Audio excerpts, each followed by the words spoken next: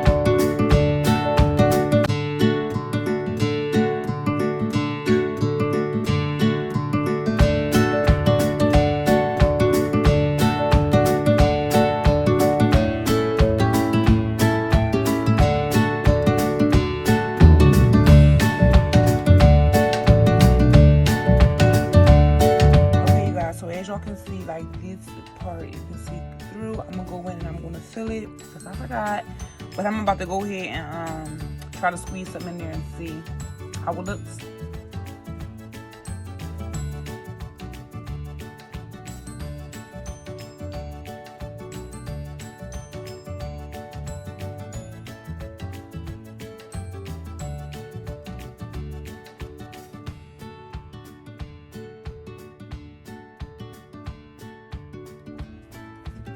Okay, you guys, so the kids are up, so you're gonna hear them in the background. So I went and I filled in as many spots as I possibly could, but I wasn't trying to do too much. I also had to go over here and wipe off some of the glue that I made a mistake and got on it, but you probably can't tell. I had to get off some of that glue. But other than that, it looks so cute, you guys. Thanks for watching. Don't forget to give this video a thumbs up. Make sure you guys are subscribed and them post notifications are on. And also, don't forget to go follow me and check me out on Instagram at Designs by NYC, you guys. Thanks for being such amazing supporters. I greatly appreciate it. Your girl is back, and I'm ready to select. Until the next video. Bye-bye.